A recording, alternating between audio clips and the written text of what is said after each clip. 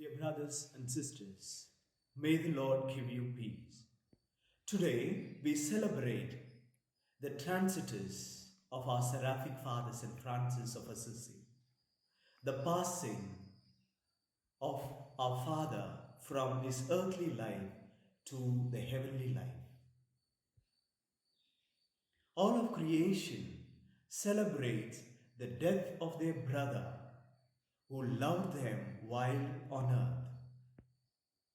He has become part and parcel of the universal brotherhood that encompasses all of creation.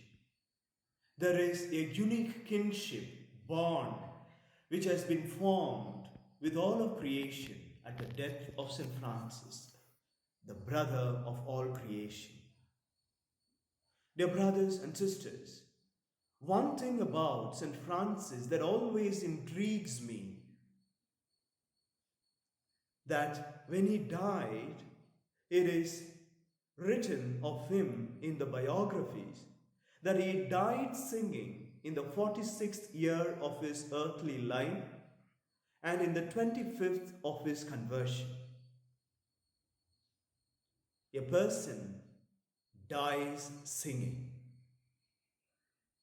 Some of his followers even thought, what a scandalous thing that it would be that someone is singing while he is dying.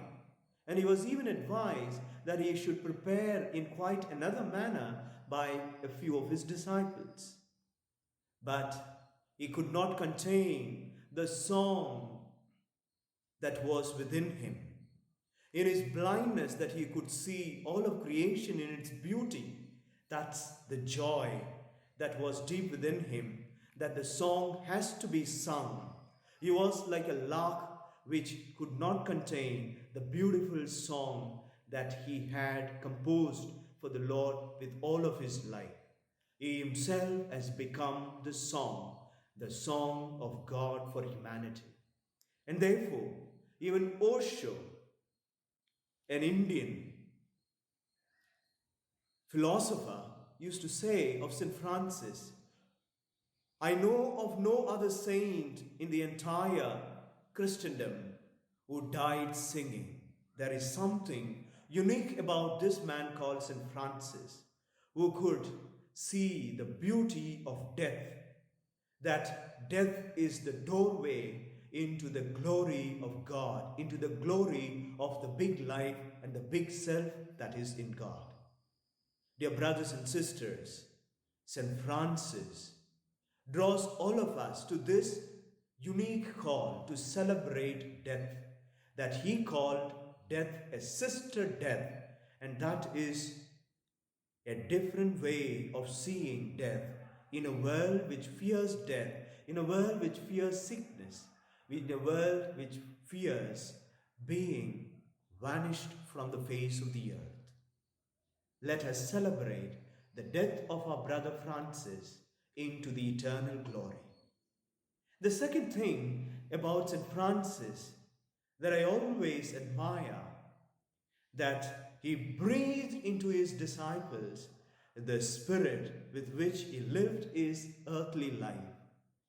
The breathing out of St. Francis is the breathing in of humanity and all of creation.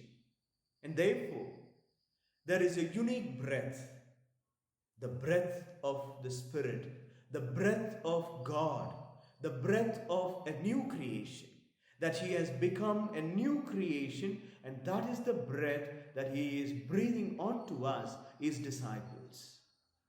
Dear brothers and sisters, St. Francis breathes into us, his disciples, breathes into creation, his brothers and sisters, a unique breath, the breath of love, the breath of peace, the breath of joy.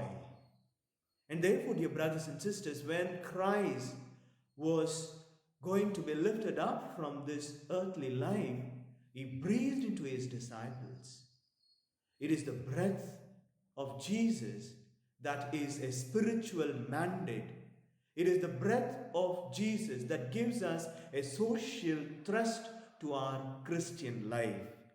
Therefore, what St. Francis breathed out as to be breathed in by all of his disciples, we have a spiritual mandate and a social responsibility as the sons and daughters of such a great father, St. Francis. Let us go into this entire world, breathing Francis's breath, breathing his love, breathing his peace, breathing his forgiveness, breathing his healing, breathing his reconciliation, breathing the brotherhood that he himself was. Let us hope and pray that this celebration of the Transitus of St. Francis will be transformative both for us and for our world in which we live. May the Lord give you peace.